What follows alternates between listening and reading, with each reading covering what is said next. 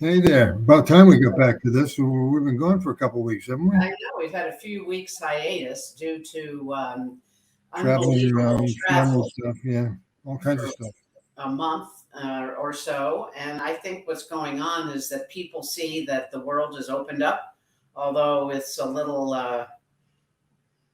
Yeah, not a whole lot going arbitrary on. Yeah, it's not a at, whole lot at, going on.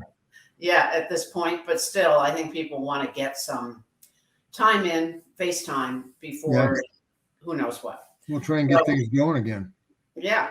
But thanks for joining us. If you're listening live and if you're listening to the recording, thank you as well. We are Dave and Laura Butler of Work Life Consulting, and we provide customized individual, team, and organizational opportunities for communication, coaching, and development. Mhm. So today, in that same vein, we're going to be talking about what is meant by leadership style. And I think this gets, it's a nebulous term, but it's so poignant and important. And what your leadership style is as a leader says it all. Well, when somebody says somebody's a good leader, what are they talking about? How would Yeah, you know it if you saw it? What does right. it look like? What makes somebody a good leader? What kind of style? What do we mean by leadership style? Well, it was interesting. You and I were working on site with a team, and the leader said, "I feel like the traffic cop." And so I said, well, that it's all great to say that, but what does that really feel like? And what does it look like? And what do you, so it's just what you said. I think that's what the leadership style is meant. What's observable? What are some of the traits? And it's not one size fits all. So what we have uncovered in our work, it's not our creation. This was developed, years ago. Give a little history of when it all started with McClellan and the competency. Yeah. Well, back in the 80s, late 80s, I think Dave McClellan, who was in Boston, I believe he was part of Sloan School, developed the idea of competencies. Then we didn't have competency based development before that. People just talked about skills and abilities and that kind of stuff. But competencies is sort of a next level on that, which combines skills and abilities and style and personality and all kinds of things. The idea of leadership competencies was then taken up by the Hay Group, which I think the founder of that was also David. I think it's David Hay, I believe. But he created what was then called the six management styles. And after about 2 or 3 years of that, when Dan Goleman came along with EQ, he became associated with David Hay. They all knew each other anyway up there in Boston area, and he took his EQ research and put it together with the six styles of management and called it the six styles of leadership. So it had an EQ base to it. It was more oriented towards managing the emotional intelligence of the organization. Right. And lo and behold, it was so popular. Korn Ferry, which is one of the world's largest development companies, bought up Goldman. So now it's evolved again and again and again, and it's sort of stayed with us all this time. And something that has stayed with us all this time is probably pretty valid. So, um, Well, the other thing that I think is interesting that you'll see when we start to go through these slides that we've put together today is that some of the styles change by name, but the material and the competencies and the description is still the same. And yeah, it all comes from, I think, the merge of these components of emotional intelligence, which is Goldman, along with the styles and competencies, which are both. But is this book? So this book, which is oh, the Leadership Styles Workbook, has been this same version for I don't know how long, and it is so powerful. still The description of the styles, the ability for the individual, the coachee, to self-assess where they see. And then the other thing that I love about that book is that you have not only your own profile and your own description and your own style that you define, but what the situation is and how that might be a contrast to what your style is. So I'm working with a leader whose style is not that of, we'll see in a second, pace setter, but the organizational culture Mhm. has a tendency to go that way. Right. So what we thought we'd do today is go through and share with you. Let me get this out of the way. We don't worry if you can't see this. That's fine. This is a snapshot of all 6 on one page, but we cover things like what um, the title is, what's the description of each one, what's the modus operandi, if you will, and what's the phrase. So we'll show you. We'll go through each one. And Dave, if you have anything you'd like to add as well as we go along, please Well, do. the thing that I wanted to say is that what Goldman found in his research is it's not any one of these styles is the right style or the best style. The most powerful leadership is having all styles at your command and being able to use the style that's necessary in the situation. Or if you want to change the situation or the culture of the company, what style do you want to start using? Because it's called leader because people follow you. So, and you'll see here the overall impact is an assessment of what this style provides, what it looks like. And 4 of them are positive. The visionary leadership just happens to be the most strongly positive, and 2 are negative. And the reason that they're included is that sometimes if the ship is heading towards Chernobyl, we better have a strong leader that says, turn left. Yeah, now. Now. Immediately. We can't be visionary about that. We have to think in the moment, really. Right, but unfortunately, many people over the years have taken that commanding, coercive kind of style to be what leadership is, and it really is not that anymore. It's the 4 that are most positive EQ are the ones that are the most impactful long term. Yeah, and the other piece to this that I always am reminded of is Jim Collins' article, Level 5 Leadership. So when he talks about 1, 2, 3, 4, there are several attributes in each one, but level 5 has 2, resolve and determination, and along with equally matched with humility. So I was talking with a leader about that a few days ago, and he said, it used to be that the leader who yelled, who forced, who pushed was respected. No longer. Especially today with what they're calling is for the Great Resignation is now the Great Retainment. Yeah, if you're going to yell at me, I don't think I'll stick around here. I'm gone. Bye-bye.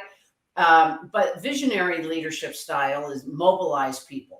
That's really what we want to do when we have a leader who's got that style. Come with me is the phrase. And the competencies that the leader develops and seems to exhibit is more empathy, the ability to build relationships and enhance communication. So it works best when when a clear direction is in place, when that's needed and there's a nonprofit organization I've been working with, and the ability to find a leader who can help is so important with a clear direction. Well, I like where it says it works best when changes are required. Yeah. We need a new vision. We've got to renew, refresh. We've got to get ourselves out of the doldrums and overcome the inertia. Exactly. And moving in a new direction. And then another positive style is affiliative. So you want to talk about this one? Yeah, affiliative, the modus operandi, the MO is it creates harmony and builds emotional bonds. And affiliation means it build the team. So this is the leader who says, my people come first. The EQ competencies that are involved are self-confidence, empathy, change catalyst, and it works best when we need to get a team to motivate people in the team to get through stressful circumstances. So you could say a short way of saying this with the affiliative style is the team builder. Yeah. And that's why you can start to see how important it is for leaders to acquire all of these competencies. Yeah, maybe you start with the vision of a new place, but eventually you got to start going to team building. Exactly. And then we have participative, also known as democratic. And I think participative is asking the questions, have that arsenal of questions in place. What do you think?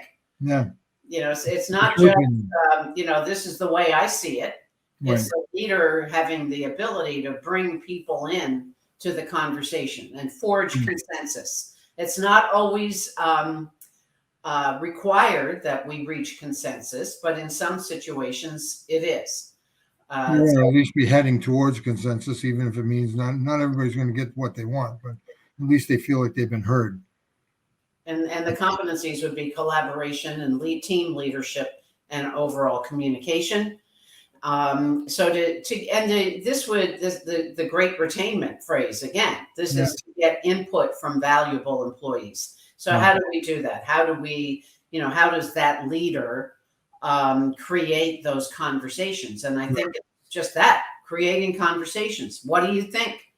Not have everything. If you look at get her done, it's not there. It's the steps that get her done. Right. And there's a big difference between everybody having a chance to weigh in and rather than just being told. Exactly. And by the way, if you're listening to the recording or listening live at this point, we are Dave and Laura Butler of Work Life Consulting. We're talking about styles of leadership and what does it actually mean and what are the definitions of the styles. Mhm. We provide leadership development coaching for individuals, teams, and organizations. Mhm. So another positive is coaching. My favorite. So the modus operandi here is you develop people for the future. This isn't about fixing people. It's about helping people develop for the future challenges. The style and the phrase is try this. Why don't we try this? Let's try it this way and learn and grow. This is why this is so important. The EQ competencies are developing others, empathy, self-awareness. It works best to help employees improve their performance or develop long-term strengths.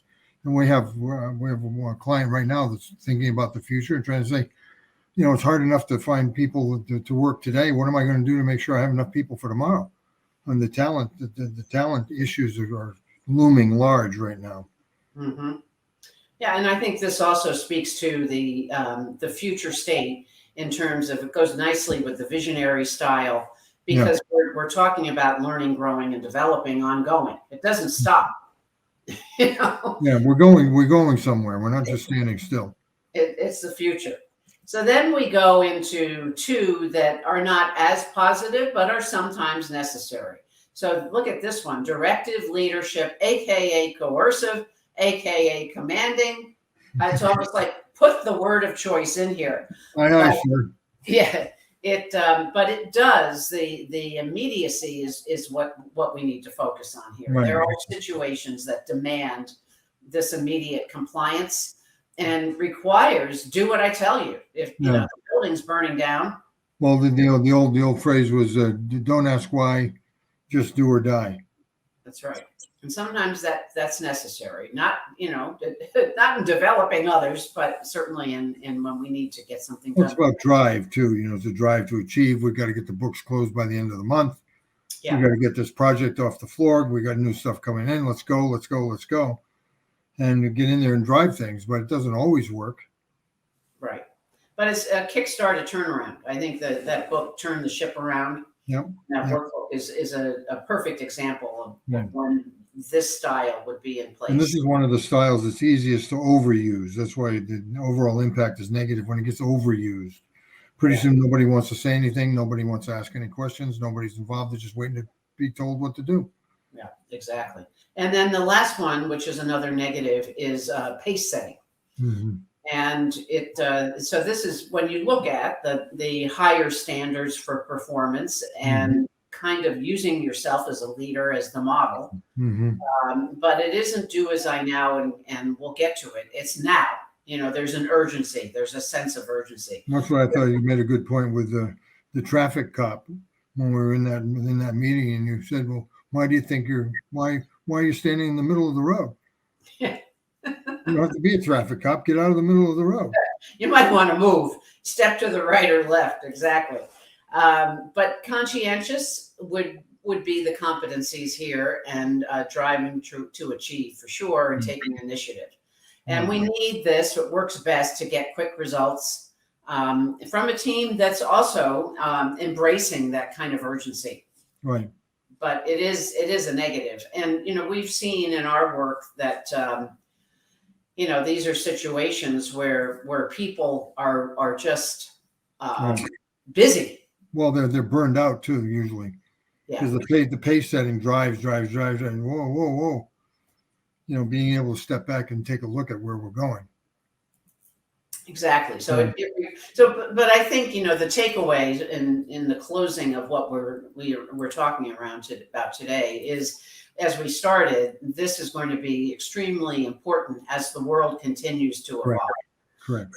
So Everybody's usually good at one or two of them already. It's like their natural style.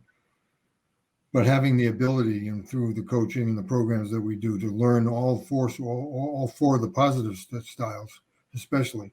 mhm. That's what the research has shown, that it's not any one style. It's being able to have this right style for the right moment to get Yeah, the right thing done. what we work with and with our the leaders that we help using this format is we also link the Berkman assessment to it, so you can see Right. with the profile that you've created over the years, is you can see what are what do you look at with most leaders, and what's the gap. Right. What can we all learn and grow from, and see, oh, this is something that I could do less of or more of. And what do we need to get to that future that we're all hoping to get to? That's right. So always great to have these conversations. Thank you for joining us. Glad we're back. What's that? I'm glad we're back. I miss these conversations too. Yeah, they're a lot of fun. Please let us know what you think your leadership style is, and if there's something in that style that you see based on our conversation that you'd like to learn more about yourself. Let us know. You can go to the website, which is on the bottom here, take a quiz, and just reach out to us online, wherever you can find us, which is online. Yeah. So see you next week. Thanks for listening. Bye.